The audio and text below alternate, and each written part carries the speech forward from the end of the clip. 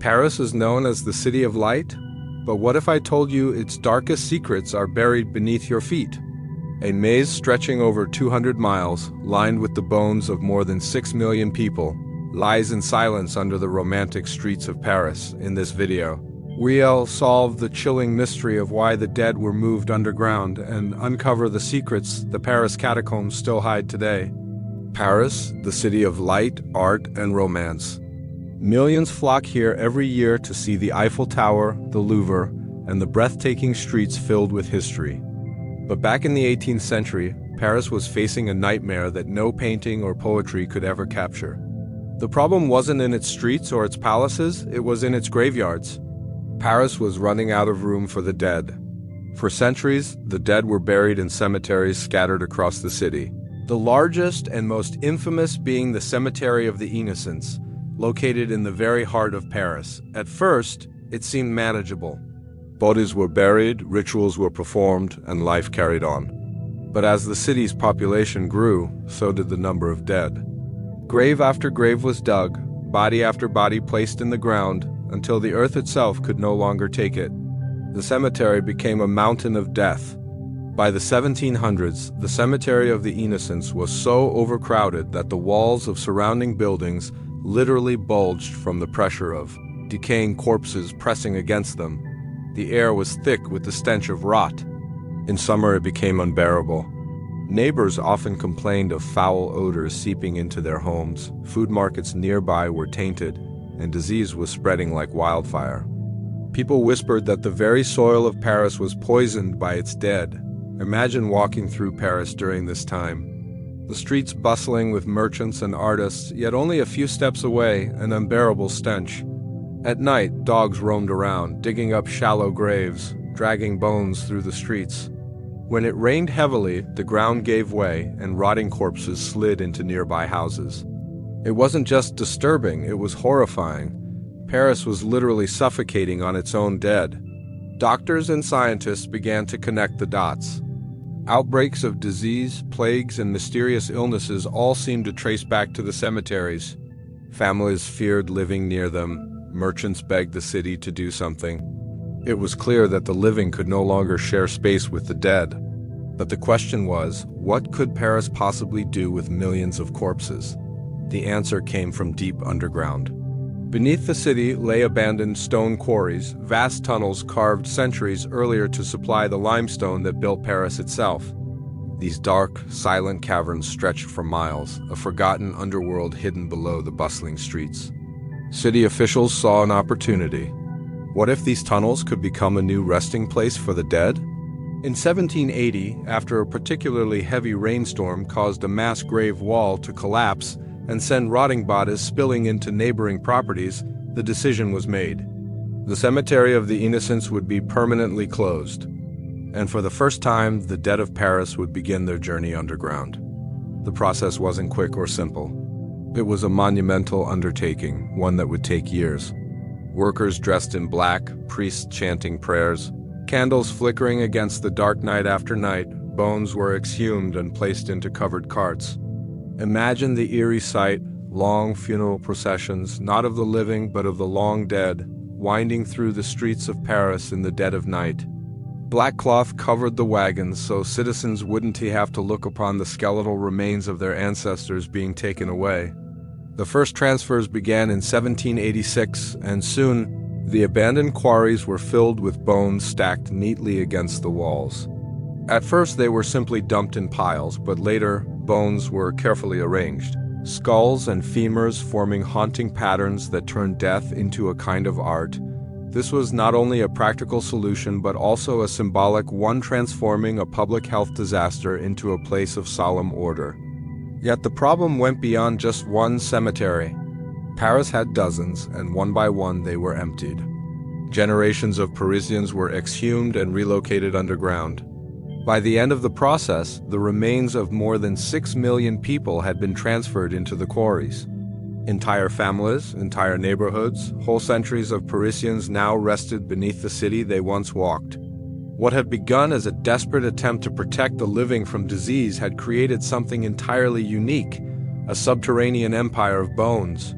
The catacombs of Paris were born not out of choice, but out of necessity, a hidden reminder that the city of light was once drowning in darkness, once the decision was made to move the dead into the abandoned quarries beneath Paris. The city faced a task unlike anything it had ever attempted before. This wasn't simply about relocating graves. It was about transferring the remains of centuries, millions of people, into a new and permanent resting place. The scale was staggering, and the atmosphere surrounding the process was nothing short of haunting. The first transfer began in 1786, and it set the tone for everything that followed. Workers moved under the cover of darkness, guided only by the flicker of lanterns. Each night, carts covered in black cloth creaked through the narrow streets, carrying skeletal remains from the overflowing cemetery of the Innocents. The processions were solemn, almost funereal in their appearance, as if Paris itself was mourning its dead all over again. Priests accompanied the workers, chanting prayers for the departed, blessing the bones before they disappeared into the underground. The city didn't want the living to forget that these were once people, not just anonymous bones. Imagine what it must have felt like to witness this. Paris by day was alive with markets, artists, and philosophers debating in cafes. But by night, the streets transformed into rivers of death, wagons groaning with the weight of countless skeletons. Those who heard the wheels in the distance knew what they carried and fell silent, as if the sound itself was an omen. At first, the bones were simply dumped into the caverns, an endless flood of skulls, femurs, and rib cages tumbling into piles in the darkness. It was practical, yes, but chaotic. The underground quarries began to look like vast seas of bones, disorganized and overwhelming. But soon, the man appointed to oversee the catacombs, Louis-Étienne Héricart de Thury, had a different vision. He believed the catacombs could be more than just a massive charnel house. He wanted to bring order, symbolism, and even a kind of eerie beauty to this labyrinth of death. Under his supervision, workers began carefully stacking the bones into walls. Skulls were placed in neat rows, staring out at anyone who dared walk past. Femurs were arranged into patterns, creating long corridors where the dead seemed to form the very architecture of the tunnels. In some places, crosses were formed from skulls, while in others, intricate designs turned decay into artistry. What began as a grim necessity transformed into something else, a monument to mortality, where death became strangely organized, almost ceremonial. The work went on for years. Cemetery after cemetery was emptied.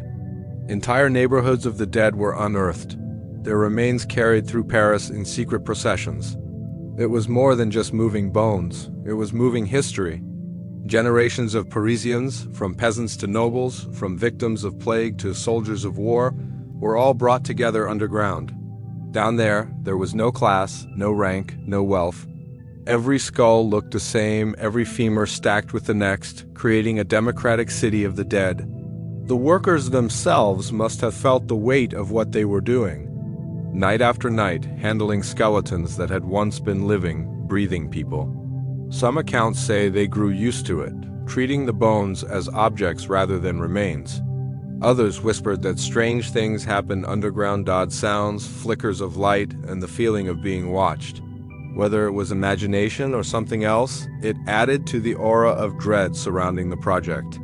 Above ground, Parisians lived their lives knowing that beneath their feet, a second city was growing, built not of stone, but of bones. And it wasn't just the cemetery of the Innocents. Over the decades, many other cemeteries were cleared.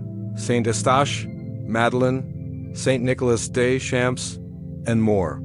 Each time, the same ritual unfolded: midnight processions, priests reciting prayers, the black-draped wagons rattling into the night. The catacombs expanded, endlessly, their corridors filling with more and more dead until it seemed as if all of Paris had descended below. By the early 19th century, the catacombs had become not just a solution to a health crisis, but a place of fascination. Writers, philosophers, and curious citizens began to hear whispers about the underground ossuary.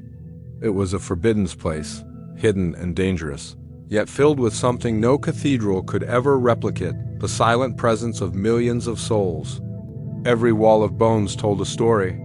Some were stacked in solemn uniformity, while others formed haunting designs like altars carved from death itself. In certain chambers, plaques were added, bearing quotes about mortality, time, and the fragility of life. Walking through those corridors was like stepping into a sermon written not in words but in skulls and bones. And still, the work continued. More cemeteries closed, more bones carried underground. The tunnels stretched further, the stacks grew taller, and Paris above carried on, largely unaware of the vast empire of death expanding below their streets. What had started as a desperate measure to save the living from disease was becoming something else entirely. Subterranean labyrinth where history, mortality, and mystery fused together in stone and bone, echoing silently through the endless corridors. The Paris Catacombs are not only a monument of bones, they are also a monument of fear, myth, and mystery. From the very beginning, the catacombs inspired unease. Walking through those endless corridors, lined with skulls that stare back at you with hollow eyes, has always triggered the imagination. It is here, deep below the streets of Paris, where the line between history and legend begins to blur. For centuries, people have told stories of strange sounds echoing through the tunnels. Some say it begins as a faint whisper, almost like a voice calling your name. Others describe it as distant footsteps following them through the darkness, though when they turn, no one is there. Imagine standing in silence, your lantern flickering, and suddenly feeling the presence of something just behind you, though the only company you keep is the dead. These whispers are said to lure explorers deeper into the labyrinth until they vanish, never to return. One of the most enduring myths is that the catacombs themselves are alive. Some explorers claim the tunnels shift, changing direction as if the labyrinth has a will of its own. Stories circulate of people who entered through a known entrance, marked their way, and still became hopelessly lost, wandering in circles until their lights went out. To this day, the idea persists that the catacombs are not just a maze, but a predator swallowing those who dare venture too far. There is also the legend of the midnight voices, according to this tale. If you are alone in the catacombs at midnight, the walls begin to speak. Some hear prayers whispered by the priests who once blessed the bones. Others claim the voices belong to the millions buried here, crying out in pain or warning. Those who hear the voices say it's impossible to resist following them deeper into the tunnels, as if the dead are calling them to join their eternal ranks. Perhaps the most chilling story comes from a discovery in the early 1990s. A group of urban explorers stumbled upon a video camera deep inside the restricted tunnels. The camera's battery was dead, but the tape inside revealed terrifying footage. It showed a man wandering the catacombs alone, clearly lost. His breathing became panicked as he turned corner after corner, his light flickering. At one point, he dropped the camera, and the footage ended abruptly. The man was never identified, nor was he ever found. To this day, explorers debate whether the tape is real or staged, but the legend has only added to the catacombs' reputation as a place where people vanish without a trace. The myths don't end with voices and disappearances. There are darker tales still. Some claim the catacombs are haunted by restless spirits, ghostly apparitions seen drifting between the stacks of bones. Witnesses describe figures in tattered clothing from centuries past, faces pale and hollow, watching silently before melting back into the darkness. One story tells of a gravedigger who, after years of working in the catacombs, claimed he was followed home by a shadowy figure. He swore that every night he heard footsteps behind him, even in his own house. Eventually, he disappeared, and neighbors whispered that the catacombs had come to reclaim him. Other legends speak of secret rituals deep in the forbidden tunnels. For years, police have occasionally stumbled upon evidence of ceremonies held among the bones' strange markings on the walls. Altars made of skulls, remnants of candles melted into the stone floor. Some believe occult groups gather here, using the catacombs' atmosphere of death for their own dark purposes. Whether these stories are truth or exaggeration, they add to the sense that the catacombs are more than just a grave. They are a place where the living and the dead still meet in unsettling ways. The labyrinth has also inspired urban legends about hidden realms within it. Some say there are chambers no one has ever mapped, vast spaces filled with treasures buried during revolutions and wars. Others believe there are entire sections sealed away because of what was discovered there, things too horrifying or unexplainable for the public to know. The idea that parts of the catacombs remain unexplored only fuels the myths further. After all, with over 200 miles of tunnels, who can say what lies beyond the barriers and walls? For modern explorers, these myths are both a warning and an invitation. Cataphiles, as they are called, often describe the eerie sensation of losing track of time underground. Some claim their minds play tricks on them, that the tunnels hum with energy, that they feel watched, or even that they hear the clattering of bones when no one else is around. Scientists may dismiss this as the effects of disorientation and claustrophobia, but those who have felt it insist that the catacombs are far more than just stone and skeletons. What makes these legends so powerful is the setting itself. The catacombs are not a man-made attraction or a haunted house built for thrill seekers. They are real, and they are filled with the remains of millions. The myths arise not just from imagination, but from the undeniable presence of death pressing in from every wall. When you walk those tunnels, you are not in a place meant for the living. You are trespassing in a kingdom of the dead, a place where the boundaries between myth and reality dissolve, leaving you with a chilling thought. Maybe the legends aren't legends at all. What makes the Paris Catacombs even more mysterious is that not all of it is meant to be seen. The tunnels officially open to tourists are only a small fraction of the vast labyrinth stretching beneath the city. Beyond the well-lit paths, where walls of bones greet curious visitors, lies a hidden network of passageways, sealed doors, and forbidden chambers. And the deeper you go, the more you discover a secret world that exists beneath Paris, a world that was never meant for public eyes. The catacombs stretch for more than 200 miles, but only a mile or so is sanctioned for visitors. The rest is locked away, dangerous, unstable, and for many irresistible. Over the centuries, countless entrances to these forbidden sections have been discovered hidden in basements of old houses, through sewer tunnels, manholes, or even forgotten staircases.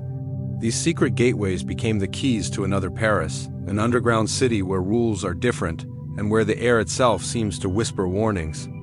Those who dare to enter illegally are known as cataphiles. They are urban explorers, thrill seekers, and in some cases, guardians of the hidden catacombs. For them, slipping into a secret entrance is like crossing a threshold into another world. One moment you're in the bustling city above, filled with traffic, neon lights, and noise, and the next, you're in near silence, surrounded by stone and darkness. It's said that the temperature drops instantly, the air damp and heavy, carrying the smell of earth and dust. The deeper you go, the easier it is to forget that a modern city even exists above your head. The police have long tried to stop illegal exploration. There is even a dedicated force known as the Catacomb Police, tasked with patrolling the underground. From time to time, they discover secret doors hidden behind walls or disguised as utility panels. They've stumbled upon entire underground gatherings where cataphiles had set up living rooms with furniture, lighting, even kitchens, all hidden in the depths of the forbidden catacombs. In 2004, one such discovery shocked authorities. Inside an abandoned chamber, they found an underground cinema.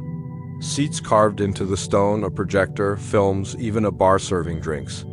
The police returned days later to investigate further, only to find the entire place mysteriously stripped bare, as if the cataphiles had melted back into the darkness.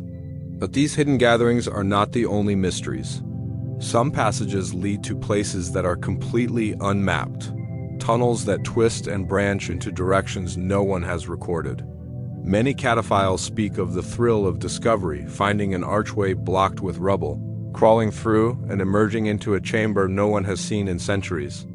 In some areas, graffiti from the 18th and 19th centuries still marks the walls, the signatures of those who once used these tunnels in secret.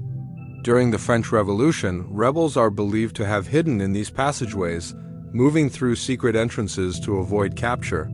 Centuries later, during World War II, both the French resistance and Nazi occupiers used the hidden networks. Resistance fighters planned their movements and set up bases underground, while German forces built bunkers within the catacombs, carving their own secret paths through the endless stone. The idea of hidden entrances isn't just about history, it's also about danger. Many explorers have spoken about slipping into a secret opening, only to find themselves in a labyrinth far more treacherous than they imagined. Passages grow narrower, ceilings lower, and before long, they find themselves crawling on their hands and knees, the walls pressing closer with every step. It's easy to get lost. Some claim to have found areas marked with strange symbols, as if warning intruders not to go further. Others speak of rooms where the walls are covered in black soot, suggesting fires or rituals carried out long ago. Every entrance leads to possibility, but also to risk. The tunnels are not stable. They flood, they collapse, and they can swallow explorers without warning. Even experienced cataphiles admit that one wrong turn can leave you wandering for hours, even days. The deeper you go, the more the catacombs become a trap, a maze with no mercy. And yet, people still search for these hidden doorways, drawn by the allure of forbidden knowledge, by the chance to discover a part of Paris few will ever see. For those who explore, the catacombs feel like a secret society. There are whispered maps, shared only among trusted circles, showing the hidden entrances across the city. Some entrances are disguised behind locked gates in cemeteries, others hidden in subway tunnels, and still others lie beneath ordinary buildings, where a basement door can suddenly drop you into darkness. These maps change constantly, as authorities seal openings and explorers find new ones. It's a game of cat and mouse between the city and those who refuse to be kept out. The Forbidden Network beneath Paris has become more than a curiosity. It is a living mystery, a parallel world. For some, it's a place of freedom, where they can escape the rules of the surface. For others, it's a test of courage, a challenge to face the silence of the dead. And for a few, it has become an obsession, drawing them back again and again through secret entrances, deeper into the network, deeper into the unknown, until the city above is nothing but a memory and the bones of Paris are their only companions. The catacombs are often remembered for their haunting beauty and endless walls of bones. But their story is not only one of death and silence. Over the centuries, these tunnels have been witnesses to history itself. Beneath the shining streets of Paris, where revolutions, wars, and upheavals shook the city above, the catacombs became hidden stages where real events unfolded, shaping the destiny of France in ways that remain little known. During the French Revolution in the late 18th century, Paris was a city consumed with chaos. The monarchy was collapsing, the people were rising, and blood was spilling onto the cobblestones of the streets. While battles raged above ground, whispers told of revolutionaries slipping into the catacombs below. The underground network became a secret refuge for rebels who needed a place to gather, plan, and vanish unseen. The authorities of the day feared these tunnels for exactly that reason. With countless entrances scattered across the city, the catacombs gave the revolutionaries an advantage. They could move undetected, appear in one neighborhood, strike, then vanish again into the labyrinth beneath. Some accounts suggest that entire meetings of revolutionary groups were held by candlelight in hidden chambers among the bones, their voices echoing through the stone corridors as they plotted the fall of kings. But revolution was only the beginning of the catacombs' role in history.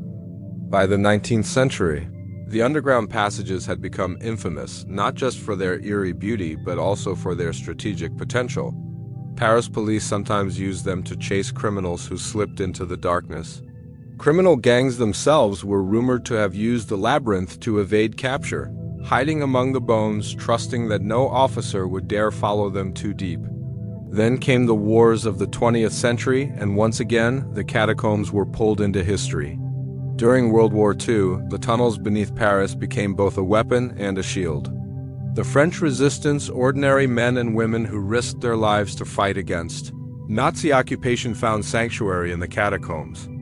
They knew the maze better than their enemies, and they used it to organize, store supplies, and plan attacks.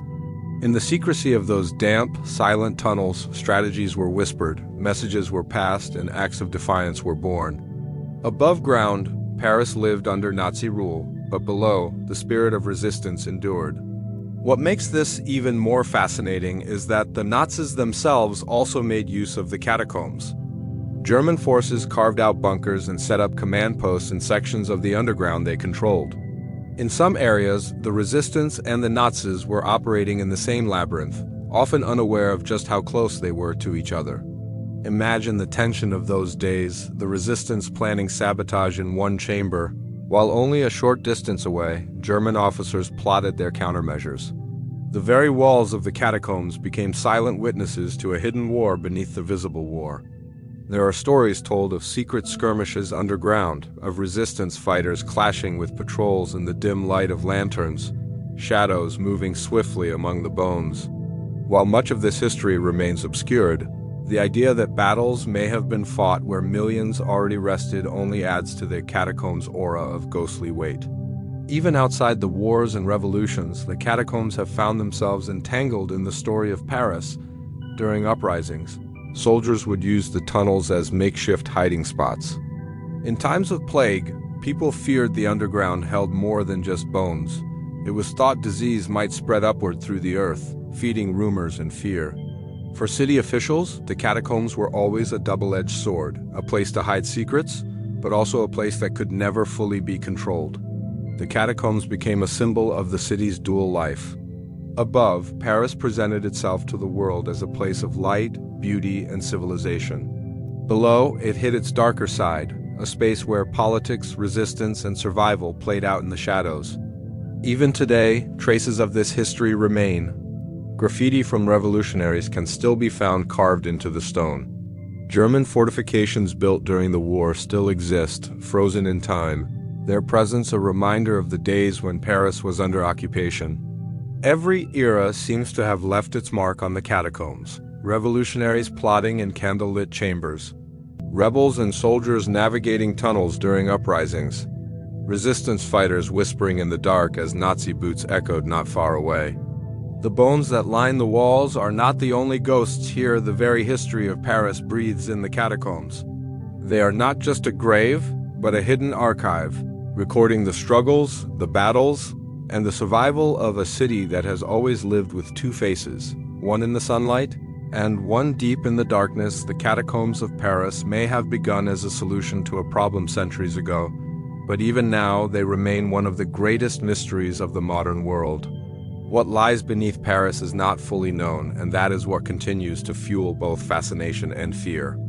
Despite maps, despite official tours, and despite countless explorations, vast sections of the underground remain sealed off, untouched, and unexplored. The deeper you go, the more questions arise, and the more the catacombs seem to defy explanation. Today, only a small fraction of the catacombs is open to the public.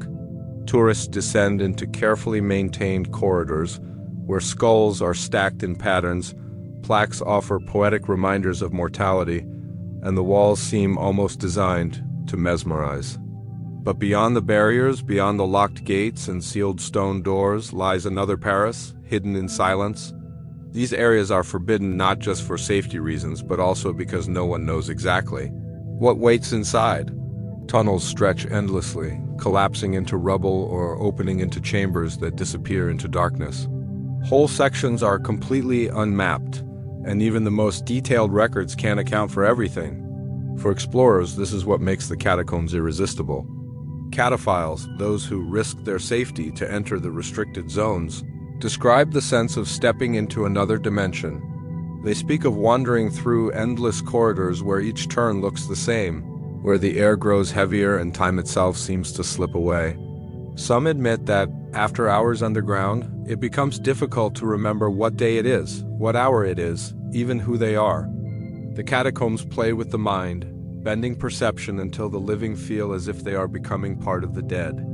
Modern technology has tried to tame the mystery. Drones, cameras, and digital mapping have been used to chart parts of the catacombs, but even with these tools, much remains hidden. The network is too vast, too unstable, too dangerous. Some sections flood with groundwater, others collapse without warning. Still, rumors persist of chambers that hold secrets long forgotten. There are whispers of rooms filled not just with bones, but with artifacts from revolutions and wars, treasures hidden in haste and never recovered. Others claim that darker secrets lie in wait, chambers sealed off because of what was once discovered inside rituals, writings, or things far stranger. The mystery is not only in the physical space but also in the stories that continue to emerge. Urban legends circulate about explorers who never return. Some say they were trapped by cave-ins, others that they became hopelessly lost, their lights fading until the darkness swallowed them whole. Every year, the catacombs claim a few reckless souls who enter illegally and never make it back. Rescue teams rarely attempt to find them. The tunnels are too vast, the risk too great. In the end, those who vanish join the millions who already rest there. In recent years, strange discoveries have added to the mystery. Police have uncovered hidden chambers filled with modern graffiti, murals painted in vivid color among the bones, and even electricity wired into places that should be unreachable. In one infamous case, officers found a fully functional restaurant set up underground, with tables, chairs, and a working kitchen. The idea that people could live, dine, and celebrate among the dead shocked Paris. And when police returned to investigate, the entire site had been dismantled and abandoned without a trace. Who created it and why remains unanswered. But perhaps the most unsettling mysteries are the ones that remain unseen. With more than 200 miles of tunnels, no one can say what still lies beneath the sealed-off passages. Some explorers claim there are chambers deeper than any map, places where no one dares to go. There are whispers of entire caverns lined with bones arranged in ways unlike anything seen in the official ossuary, designs that suggest something more deliberate, more ritualistic. Whether these claims are true or the product of fear and imagination, the possibility alone is enough to keep the myths alive. And then there are the sounds. Cataphiles often report hearing water dripping when there is no water, footsteps when they are alone, whispers that vanish when they stop to listen. Some believe this is simply the mind playing tricks in the silence of the underground. Others are convinced the catacombs hold something more.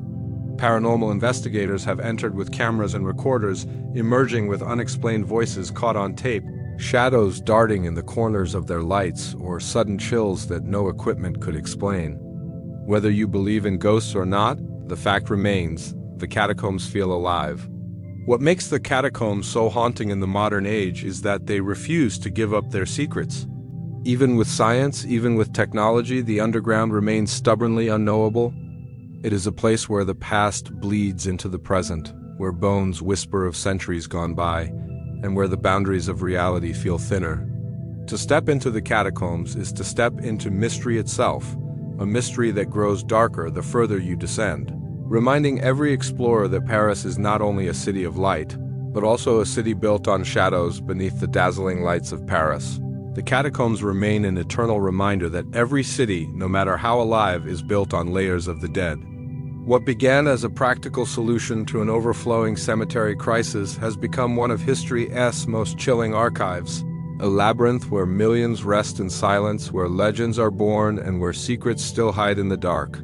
For centuries, these tunnels have been the stage for revolutions, for rituals, for whispers of the supernatural, and for the modern explorers who dare to trespass where the living were never meant to go. The deeper you journey into the catacombs, the more you realize they are not just passages of stone and bone, but a mirror of humanity's greatest fears: death, the unknown, and the shadows we try to forget. The Paris catacombs are not merely history, they are mystery alive beneath our feet. And perhaps that is why they continue to fascinate us, because no matter how much we uncover, the darkness still holds more than we can ever truly know.